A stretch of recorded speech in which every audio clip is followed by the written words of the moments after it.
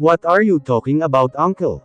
Kunot noong tanong ni Indigo, marahas na binitawan ni Ashton ang kanyang pamangkin. Gayunpaman ay hindi pa rin ito bumitaw ng tingin sa kanya. Pwede bang huwag ka ng magmaang-maangan, Indigo? Sino pa bang mag-uutos kay Dindi para kunin ang asawa ko kundi ikaw? Napaawang naman ang labi ng binata. What? Hindi siya makapaniwala sa binitawang bintang sa kanya ng sarili niyang tiyuhin. Ikaw lang naman itong gustong-gusto siyang agawin sa akin. Napailing si Indigo. And you really think that I can force Emmy to love me by abducting her? Lalo namang tumulim ang titig ni Ashton sa kanyang pamangkin. Walang takot namang sinalubong siya ng tingin ni Dark Indigo. Hindi pa ba abduction ang ginawa mo sa kanya noon? Napakuyom na lamang ng kamao si Indigo. Nagpatuloy naman si Ashton sa pagsasalita. Gusto mo bang ipaalala ko sa'yo ang ginawa mo noon? Pinanangkita niya ito ng mata. Hindi ba kinuntiyaba mo ang best friend niya, para palabasing may ongoing application ng baby maker mo? Nagngalit ang ngipi ni Indigo sa galit, ngunit nanatili siyang tahimik.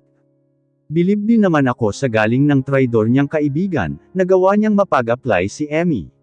Gusto ko siyang palakpakan dahil nagawa niyang paikutin si Emmy nang hindi niya nalalaman. Missy is not a traitor, uncle. Natural na ipagtatanggol mo siya dahil kasabwat ka. At ano nga ulit ang plano mo noon? Artificial insemination. Wow! Ang galing ng naisip mong panloloko, puno ng sarkasmo nitong Turan. Ikaw din naman, uncle, anong ginawa mo? Mas masahol ka pa nga sa akin. You abuse Emmy. Tapos papatawarin ka niya ng ganun-ganun lang. Umiling-iling ito. Napaka-unfair. Kung alam ko lang sana, dapat ganun na rin sana ang ginawa ko. Bago pa niya matapos ang kanyang sasabihin, ay muling damapo ang suntok sa pisngi nito. Nanggaling na sa bibig mo, hindi kaya ganyan ang plano mong gawin. Naramdaman ni Indigo ang hapdi sa kanyang pisngi, gayunpaman ay pinilit pa ring magtimpi. Hindi ako ang nagpakuha kay Emmy, uncle. Kung ako sana ang may gawa, hindi mo na sana ako nadatnan dito. Of course. Because you are playing innocent. Tauhan mo si Dindi. Sino pa bang mag-uuto sa kanya kundi ikaw? Napabuntong hininga si Dark Indigo. Hindi ko natauhan si Dindi, uncle. She already resigned yesterday. Wow! Talagang plinano mo nga yata ang lahat. Well, galing-galingan mo pa, dahil sa oras na mapatunayan kung ikaw ang mastermind, kakalimutan kong isa kang Villacorda. Mariing banta nito, bago niya tuluyang iwan ang kanyang pamangkin. Paimbestigahan mo si Dark Indigo at si Dindi. I want the result to the soonest possible time. Saad niya matapos silang makalabas ni Tadeo sa House of Gabriel. Yes po, master. Wala akong pakialam magkano ang babayaran, ang mahalaga ay malaman ko na kung nasaan ang asawa ko. Opo, master. Kukuntikin po ora mismo si Detective Luigi. Hindi nakatulog sa buong magdamag si Ashton Blumentritt. Gayunpaman ay nagawa naman niyang maghapunan matapos siyang kulitin ng kambal.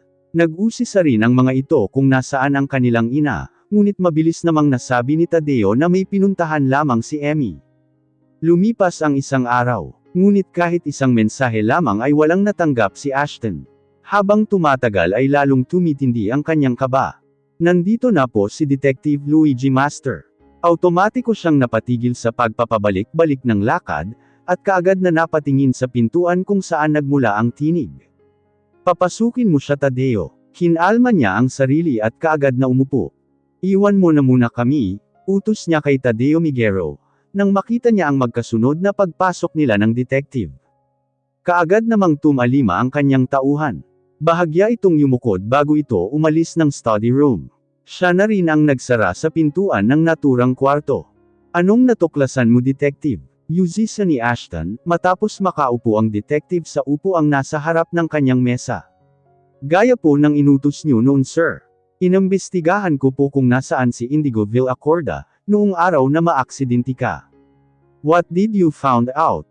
Unfortunately, sir, mukhang mali po kayo nang hinala na ang pamangkin yung si Dark Indigo ang nagtangka sa buhay mo. Hindi na iwasan ni Ashton ang mapakunot noo. What's his alibi? Hindi po ito alibi, sir. It has been confirmed and it will prove Indigo's innocence to the crime. 3 araw bago mangyari ang insidente, ay umalis si Dark Indigo sa mansion ng mga Villacorda. He is in a vacation with a girl named Miss Hela Angelique Carranzo. And according to record, hindi po lumabas ng resort si Indigo. Umalis lamang siya roon nang mabalitaan niya ang nangyari sa inyo. Napahilamos ng mukha si Ashton. Kung ganun, sino ang nagtangka sa buhay ko? Ugong ng kanyang isipan. Marahas siyang napabuntong hininga bago siya magsalita. Ano pa ang natuklasan mo, detective? Tungkol naman po sa katulong ni Indigo Villacorda. Totoo po ang sinabi niyang nag-resign po si Dendelan Tuca, o mas kilala sa palayaw na Dindi a day before the kidnapping incident. May kinuha itong folder sa loob ng kanyang bag bago nagpatuloy. I gathered some background information about Dendelan Tuca, and this is what I've found out, sir. Iniabot nito ang isang piraso ng papel kay Ashton, na agad naman nitong pinasadahan ng tingin. Ulilang lubos na pala itong si Dindi. Hindi niya napigil ang komento. Habang nakatingin sa papeles. Yes sir. According sa record, pareho na pong patay ang mga magulang niya. Namatay silang pareho dahil sa sakit. Ang mga kapatid naman niya, ay magkakasunod na namatay sa loob ng iisang linggo. Inilapag niya ang papel sa mesa, at saka siya tumingin sa detective. That's quite tragic. Hindi niya naiwasang nakaramdam ng awa sa katulong sa sinapit nito. Natuklasan kung mayroon siyang mabigat na motibo para dukutin ang iyong asawa, sir. Hindi napigil ni Ashton ang sariling mapakunot noo. What? How? This will answer your question, sir. Iniabot nito sa kanya ang ilang piraso ng papel. Bago pa mapasadahan ng tingin ni Ashton ang mga papeles, ay naaga ng atensyon niya ang pag-ilaw at pag-vibrate ng kanyang cellphone, tanda na mayroon siyang natanggap na mensahe. Kaagad niyang kinuha at binuksan iyon. Kumabog ang kanyang dibdib nang makita niyang rumahistro ang pangalan ni Dindi.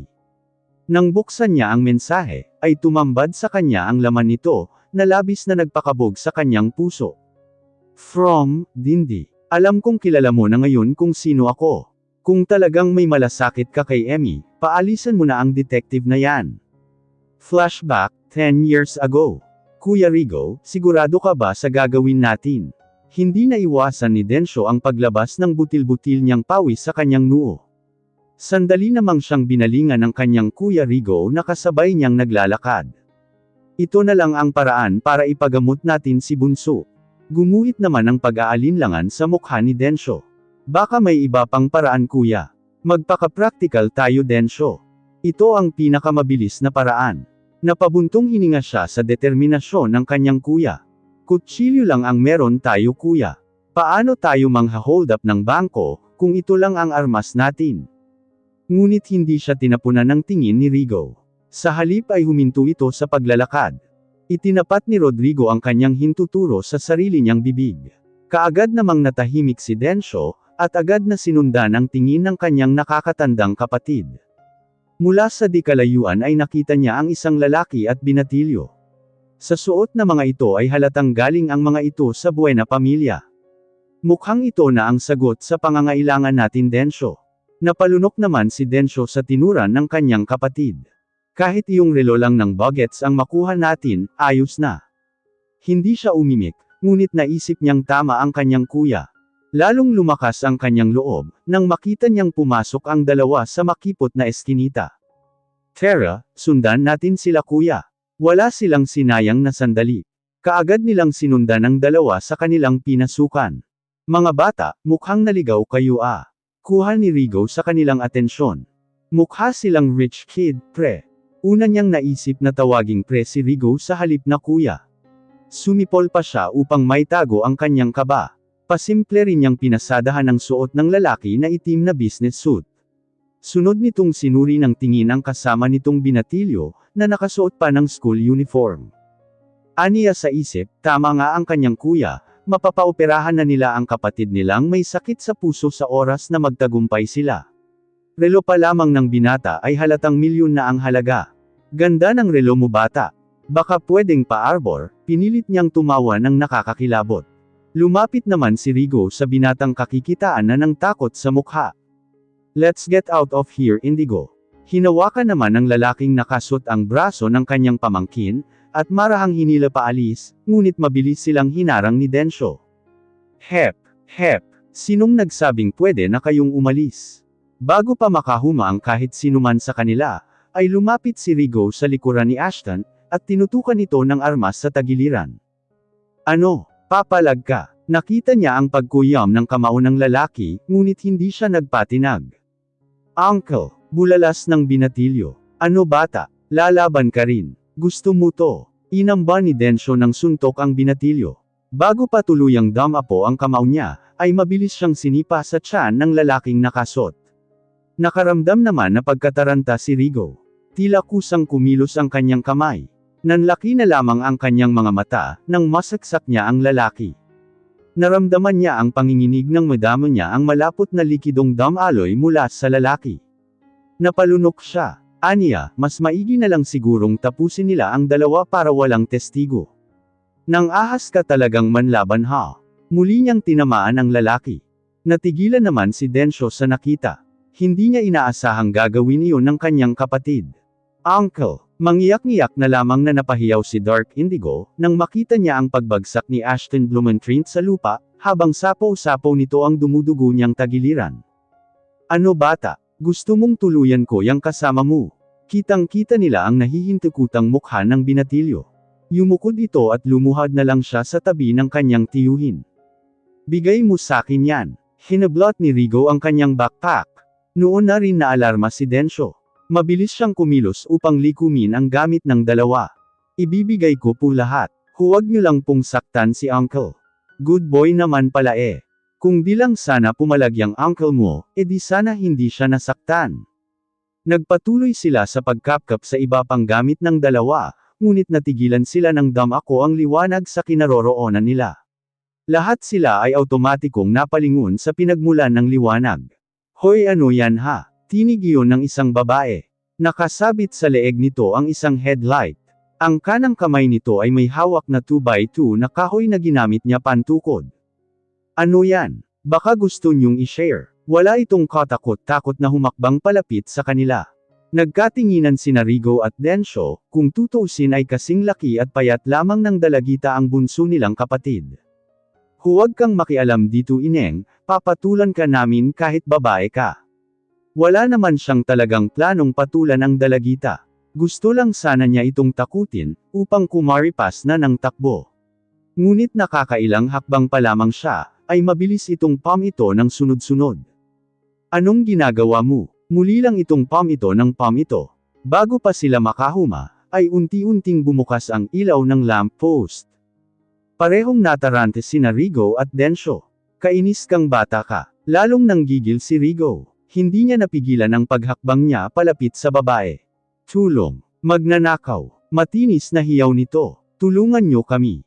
Bago pa tuluyang makalapit si Rigo sa kanya, ay bumukas ang bintana at pinto ng ilan sa mga bahay. Hoy ano yan? Hiyaw yun mula sa isang lalaking malaki ang pangangatawan. Mga kabitbahay, may mga kawatan. Nanlamig ang katawan ng dalawa, nang makita niyang lumabas ang mga kalalakihan mula sa kani-kanilang bahay. May araw ka rin sakin bata. Banta nito sa dalaga bago ito kumaripas ng takbo. Ang mga kalalakihang nagsilabas naman, ay kaagad na sinundan ng mga ito. Mabilis na tumakbo ang magkapatid. Buong akala nila ay matatakasan nila ang mga kalalakihan, ngunit halatang kabisado ng mga ito ang lugar, dahil nagawa silang masukol ng mga ito. Nang mahuli sila ng mga ito, ay sakto namang dumating ang mobile ng polis. Mamang pulis, huliin niyo na ang mga ito. Magnanakaw na nga at naneksak pa. Wala na silang nagawa ng tuluyan silang posasan, at ipasok sa loob ng sasakyan ng pulis. Kuya, paano na lang kung natapos mo iyon? Gumuhit naman ang takot sa mga mata ni Rigo. Maniwala ka Densyo, hindi ko iyon sinasadya. Ano na ngayon ang gagawin natin kuya? Paano na ang mga kapatid natin? Problemado niyang nasa po ang kanyang ulo. Hindi ko alam. Lalo silang nawala ng pag-asa, nang may pasok na sila ng kulungan. Lumipas ang mahigit 24 oras na lupaypay ang kanilang balikat. Rodrigo Tuca, Densyo Tuca, pagtawag ng unipormadong pulis. Kami po iyon. Magkapanabayan nilang sagot. Makakalaya na raw kayo. Pasalamat kayo dahil mabait ang pamilya ng taong nasaktan nyo. Binuksan nito ang kandado at agad silang pinagbuksan. Dali na, labas na kayo. Hinihintay kayo ng tatay ng biktima nyo. Matamis ang kanilang mga ngiting lumabas ng presinto. Inihatid rin sila ng pulis sa labas ng istasyon. Sinalubong sila ng 4 na kalalakihang pawang nakaitim. Pinapusan daw kayo ng aming amo. Gusto raw niya kayong makausap. Parehong nagkatinginan sina Rigo at Densyo. Hindi rin nila naiwasan ang mapalunok. Sige na, sumama na kayo. Kailangan nyo ring magpasalamat sa Don, dahil pinalaya niya kayo sa kulungan, saad ng pulis. Kahit nag-aalangan ay sumama pa rin sa kanila sina Rigo at Densyo. Nang sandaling lula na sila ng itim na van, pipi silang nagdasal para sa kanilang kaligtasan. Naging tahimik ang biyahe. Nang huminto ang sasakyan, ay tila umabot ang kaba nila sa langit, nang matanto nilang dinala sila sa isang lumang gusali. Labas na, walang kangiti-ngiting tura ng isa sa kanila. Puno ng pag-aalangan silang lumabas ng sasakyan. Bago pa makahuma ang kahit sinuman sa kanila, pareho silang dinampot ng 2 lalaki. Kuya, puno ng takot ang mukha ni Densyo na lumingon sa kanyang kuya Rigo. Ngunit bago pa siya makakilos, ay isang matigas na bagay ang pumukpok sa kanyang ulo, sanhi upang magdilim ang kanyang paningin. Kuya, narinig pa niyang sigaw ni Densyo, bago siya tuluyang lamunin ng dilim.